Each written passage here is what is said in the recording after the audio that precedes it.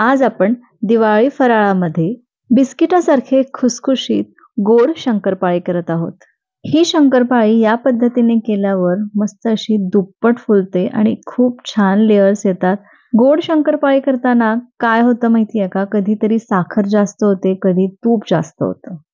आणि या दोघांपैकी एक पदार्थ जरी जास्त झाला तरीही आपली शंकरपाळी तेलामध्ये विरघळते. म्हणूनच आज मी अगदी अचूक प्रमाणात ही बिस्किटासारखी खुसखुशीत गोड शंकरपाळीची रेसिपी तुमच्यासोबत शेअर करत आहे. चला तर सुरुवात करूया. हॅलो, नमस्कार. मी सोनल, मेजवानी बाय सोनल मध्ये तुमचं खूप खूप मनापासून स्वागत करते.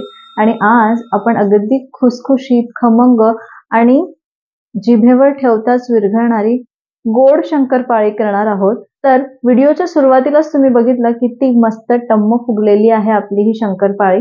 तर अशीच खुसखुशीत शंकरपाळी करण्यासाठी काही टिप्स बघाव्या लागेल. तर त्यासाठी तुम्हाला व्हिडिओ पूर्ण बघावा लागेल. तर चला आजच्या आपल्या या मस्त खुसखुशीत खमंग गोड शंकरपाळीला सुरुवात करूया. त्यासाठी आपण हे जे साहित्य आहे ते सगळ्यात आधी मोजून घेणार आहोत. तर मी इथे 1 कप दूध घेतलं, 1 कप तूप घ्यायचं आहे आणि 1 कप इतकी पिठी साखर घ्यायची आहे. तर हे तिन्ही प्रमाण एकसारखं असायला पाहिजे. आणि जे तूप आहे ते वितळलेलं तूप घ्यायचं, घट्ट तूप घ्यायचं नाही.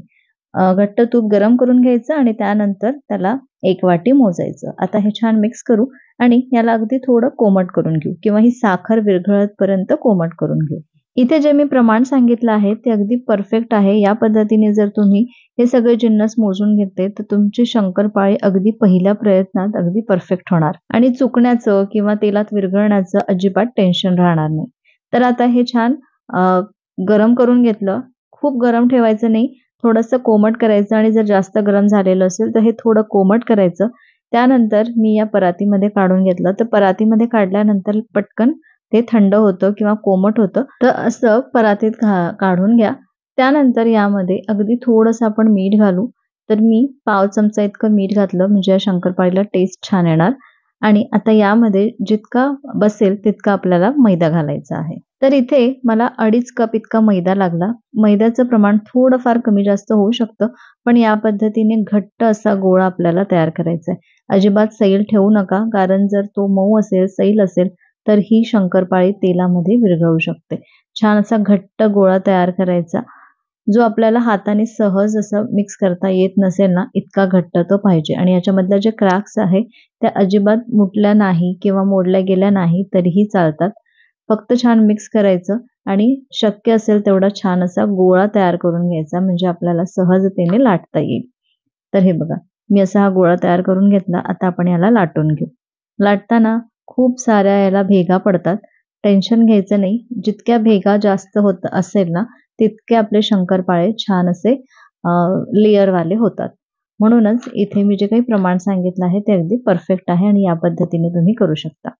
तर हे बघा, आता मी हे लाटून घेतलं आणि यामध्ये भरपूर प्रमाणात तूप वगैरे आहे, त्याच्यामुळे पिठाची गरज नाहीये. लाटताना पीठ वगैरे लावू नका.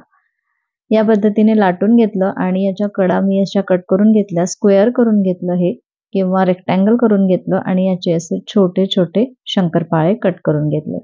तर असे चौकोन चौकोन मस्त छान असे हे शंकरपाळे कट करायचे. तर हे बघा किती सुंदर आकार आलेला आहे.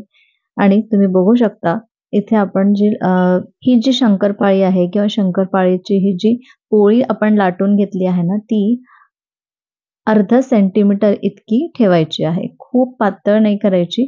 शंकरपाळी ही जी गोड शंकरपाळी असते ना, ती छान अशी थोडीशी जाडसरच ठेवायची आहे. तर अर्धा सेंटीमीटर इतपत हे मी लाटून घेतलं आणि या पद्धतीने ही शंकरपाळी कट करून घेतली. आता आपण याला तळून घेऊ. तळताना सुरुवातीला नेहमी लक्षात ठेवायचं, जेव्हा आपण शंकरपाळी किंवा स्पेशली गोड शंकरपाळी जेव्हा आपण तळतो तेव्हा 1-2 आधी तळून बघायच्या आणि त्या जर तुटल्या नाही किंवा तेलामध्ये विरघळल्या नाही तर समजायचं की आपली बाकीची जी शंकरपाळी आहे ती पण छान तयार होईल. आता इथे आपण या सगळ्या शंकरपाळ्या घालून घेऊ. तेलामध्ये तळताना जे तेल आहे ते छान गरम असावं. खूप गरम नाही, पण कडकडीत म्हणजे कडकडीत नको, पण तरीही गरम असायला पाहिजे. जर गरम नसेल तर टाकल्यानंतर तेलाचं टेम्परेचर कमी होईल, ही शंकरपाळी तेलामध्ये विरघळू शकते.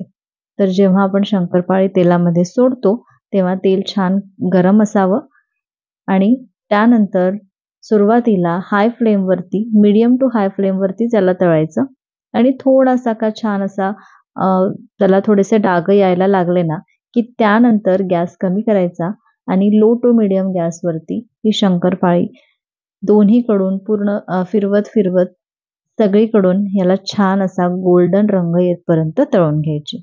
तर हे बघा किती सुंदर रंग आलेला आहे. आता आपण हे काढून घेऊ आणि याच पद्धतीने मी सगळी शंकरपाळी तळून घेते.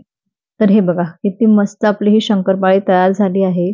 सगळ्या शंकरपाळ्या मी तळून घेतल्या आणि मस्त बिस्किटासारख्या खुसखुशीत आपली ही गोड शंकरपाळी तयार आहे. तर हे बघा लेयर बघा किती छान आलेला आहे. इथे कॅमेराने व्यवस्थित फोकस नाही केला, पण इतकं सुंदर लेयर्स आलेले आहे आणि हातावर या पद्धतीने असे पकडलं की असा छान चुरा होतो. म्हणजेच याचा अर्थ आपली ही जी शंकरपाळी आहे मस्त खुसखुशीत झालेली आहे. तर ही मस्त बिस्किटासारखी खुसखुशीत शंकरपाळी तुम्हाला कशी वाटली मला कमेंट करून नक्की सांगा. आहे ना अगदी सोपं. तर या पद्धतीने या दिवाळीला अशी शंकरपाळी नक्की करून बघा. बघितलं किती मस्त आपली ही शंकरपाळी तयार झालेली आहे. आहाहा! इतकी खुसखुशीत झाली आहे ना, म्हणजे ही जी शंकरपाळी आहे मला ही पर्सनली आवडते. मस्त चहामध्ये बुडवायची आणि ही शंकरपाळी एन्जॉय करायची. तर ही जी शंकरपाळी आहे इतकी अप्रतिम होते, म्हणजे तुम्हाला अशी बिस्किटासारखी ती लागते आणि गोड बिस्किटं कशी असतात ना, जशी गुड डे वगैरे मिळतं बघा बाजारात, तशी खूप मस्त ही गोड शंकरपाळी तयार होते. तर याच पद्धतीने ही गोड शंकरपाळी करून बघा आणि मला कमेंट करून नक्की सांगा. रेसिपी आवडली असेल तर एक लाईक करा, व्हिडिओला हाईप करा आणि अजूनपर्यंत चॅनलला सबस्क्राईब केलं नसेल तर प्लीज सबस्क्राईब करा. पुन्हा भेटते अशाच एका मस्त रेसिपी सोबत उद्या दुपारी 2 वाजता. तोपर्यंत धन्यवाद.